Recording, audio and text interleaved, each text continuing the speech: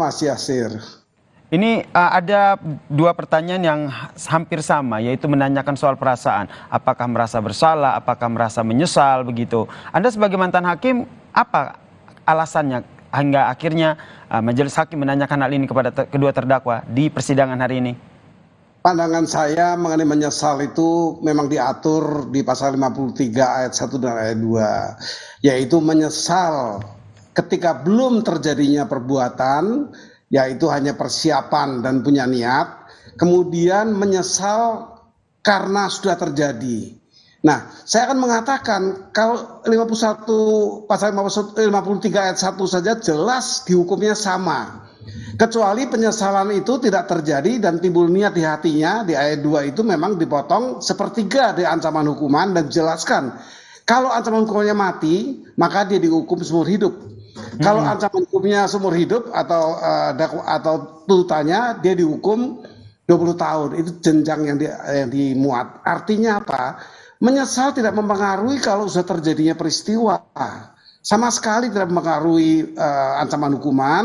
Karena menyesal sebelum terjadi pun hanya dipotong sepertiga kalau itu timbul niat di hatinya. Tetapi kok timbul dari pengaruh luar, misalnya ketika dia akan melakukan, tiba-tiba ada petugas yang melihat dan dia takut tidak jadi melakukan, itu pun cuma dipotong sepertiga. Nah, jadi bagi saya pasal 53 ini menguatkan penyesalan tidak membuat pengaruh kalau sudah terjadi peristiwa. Berarti tidak berpengaruh juga ya Prof ya terkait dengan terdakwa Ricky Rizal dan juga Kuat Maruf itu.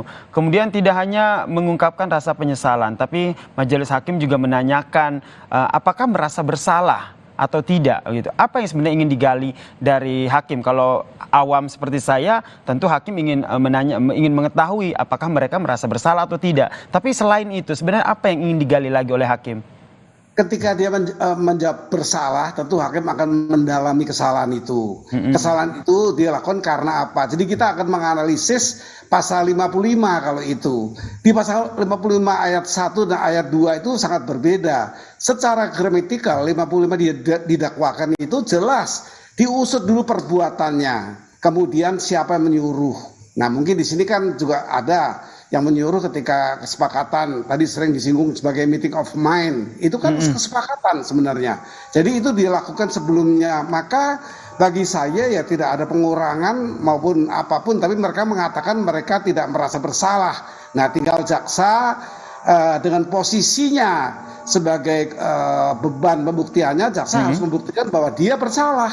Nah, begitu, oleh karena itu disyarat menjadi orang yang bersalah dengan dakwaan melakukan pembunuhan berencana. Nah, ini dakwa harus membuktikan. Sebab kalau tidak, nanti dia akan bisa dilepaskan. Ya, ada 3 putusan nanti, yaitu dipidana atau dia tidak dipidana karena memang dia melakukan, tapi perbuatan itu bukan perbuatan melanggar hukum sebagaimana dakwaan, tapi sebuah satu perbuatan yang di luar hukum pidana. Nanti kita lihat apakah jaksa bisa mampu untuk beban pembuktian itu terwujud. Jadi ini ada di tangan jaksa ya, bagaimana membuktikan apakah terdakwa Ricky Rizal dan juga Kuat Maruf ini bersalah begitu. Dan yang juga menarik, Prof, dalam persidangan juga terdakwa Ricky Rizal maupun Kuat Maruf ini menghadirkan ahli yang menyebutkan bahwa sebenarnya menjelaskan soal meeting of mind, kemudian juga keterlibatan mereka dalam kasus tersebut begitu. Ini Anda melihatnya seperti apa? Apakah ini sebagai upaya dari penasihat hukum untuk membuat mereka diringankan hukumannya oleh majelis hakim? Kalau meeting of mind kan kesepakatan yang berkaitan dengan niat. Tetapi kalau actionnya itu kan bisa dilihat. Misalnya Kuat Maruf mempersiapkan senjata, menyampaikan kepada Putri, Ibu Putri untuk segera laporkan apa yang Anda alami ini kepada suamimu, misalnya seperti itu. Nah, ini kan semua bukan cuma meeting of mind, dia sudah melakukan apa yang tersirat di pikirannya atau niatnya. Jadi memang jaksa kan kuat sekali nanti dalam hal ini bahwa merasa bersalah apa tidak, itu kan the burden of proof itu ada di jaksa. di JPU. Berarti secara tidak langsung memang terdakwa Ricky Rizal maupun Kuat Ma'ruf ini menurut Anda mereka terlibat ya dalam rencana pembunuhan, ikut diseret. Agak berbeda keduanya, karena kalau Ricky siapa? Ricky Rizal. Rizal itu kan pernah dia menolak. Nah ini juga poin buat dia sebenarnya, yang bersangkutan pernah menolak kehendak dari yang menyuruh. Nah ini niat ini juga saya pernah mencuatkan, ini justru role model seorang bintara berani menolak perintah seorang jenderal. Ini bisa diikuti oleh nanti ke depan nanti, dan ini perlu diangkat. Kenapa? Karena kalau sementara sekarang ini kan banyak ahli juga memaparkan mengenai dibebaskan orang yang diperintah karena jabatan itu. Itu di pasal 1 ya. 51 ayat 1. Itu jarang sekali ahli mengungkap ayat 2-nya. Ayat 2-nya itu kalau terjadi perintah jabatan yang tidak sah, ya. Jabatan apa yang sah untuk melakukan apa? Itu nggak diungkapkan. Padahal pasal 2 itu menghapus itu. Kalau tidak sahnya sebuah perintah jabatan, maka tetap saja melaksanakan perintah itu dihukum. Nah ini yang tidak pernah diangkat oleh para ahli maupun oleh pihak yang sidang. Bisa didetailkan lagi ayat 2 dari pasal 51 ini, Prof? Tidak sahnya seperti apa? Ya tegasnya adalah apabila perintah jabatan itu tidak punya kewenangan dalam jabatan itu, ditulis sebagai satu perintah yang tidak sah. Itu ayat 2. Silakan diikuti. Nggak pernah dibahas di sidang ini. Nah itu artinya walaupun dia perintah, tapi ayat 2 yang tidak sah untuk diperintahkan. Apa ukuran tidak sah? Karena bukan pada jabatan itu keabsahan dari perintah itu. Masa perintah sesama polisi untuk ditembak? Nah ini kan seperti itu. Nah tetapi di sisi lain tidak absah ini yang menjadi keringanan bagi orang yang memerintah. Karena dia tidak meminta tembak mati. Misalnya perintah tembak apakah udara atau ke kaki. Ini belum tuntas. Jadi bagi saya perintah jabatan, kemudian hal-hal yang menyangkut tadi keabsahan perintah, kemudian posisi dari yang merintah ini juga ada terkutip pada dakwaan itu karena ada sesuatu yang melatar belakangi, yaitu apa? Itu perbuatan tidak senonoh atau satu berita. Ya, walaupun berita itu belum tentu benar, tapi kan penerima yang beri perintah ini berita dari istrinya. Itu yang akhirnya memicu ya? Itu juga berkait-kaitan.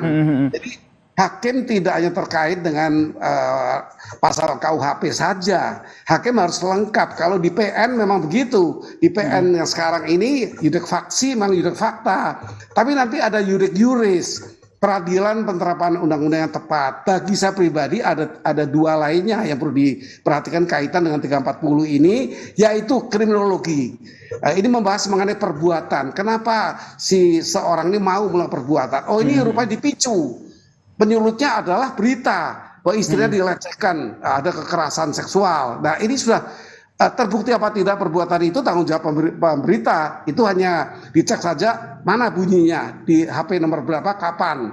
Nah ini di situ sumber motifnya. Baik. Tidak betul apa tidak perbuatan, ada apa tidak itu. Tetapi pemicunya adalah berita itu menyebabkan, ini juga ada di dakwaan, menyebabkan bahwa pelaku menyuruh ini rupanya terpengaruh itu. Terpengaruh informasi yang disampaikan oleh Putri Chandrawati ini ya. Kemudian kita kembali ke bagaimana tadi yang disampaikan terkait dengan pasal 51 ayat 1 maupun ayat 2 begitu. Ini kalau seandainya disimpulkan ataupun diterima, jika perintah itu tidak sesuai dengan wewenang ataupun jabatannya, berarti yang memberi perintah ini tidak bisa dihukum atau seperti apa, Prof? Kalau kita cocokkan dengan kasus yang terjadi, yaitu pembunuhan berencana Yosua Huta Barat ini.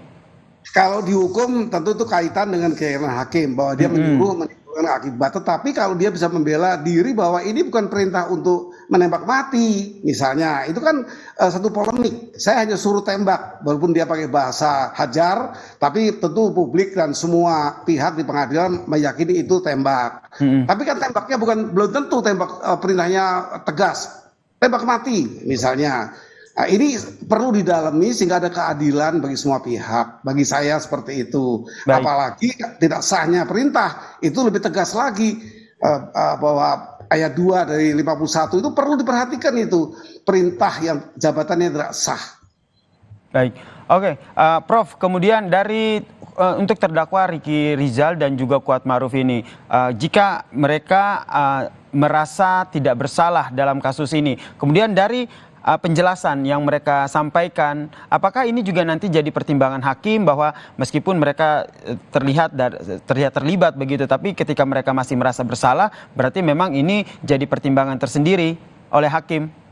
Kalau dia merasa bersalah, justru akan lebih luas lagi nanti kaitan-kaitan dengan kesalahan itu. Tetapi kalau dia tidak mengaku bersalah, memang itu wajar bagi semua orang yang didakwa itu hampir sedikit yang mengaku bersalah. Ini persoalannya. Tetapi kalau dia menyesal, itu beda lagi. Penyesalan telah terjadi, tidak ada pengaruh itu buat pengurangan hukuman. Katakan saya kata tadi di pasal 53 dimuat ayat 2 itu, kalau pengaruh mengurangi itu tidak ada karena dia sudah melakukan selesai perencanaan dan perbuatan, tidak ada pengurangan di situ. Baik, jadi kalau seandainya rasa penyesalan dari terdakwa Ricky Rizal dan juga Kuat Ma'ruf ini tidak akan berpengaruh ya terkait dengan apa yang menjadi putusan dari hakim nanti ya. Terima kasih. Ya, yang diharapkan adalah pengakuan.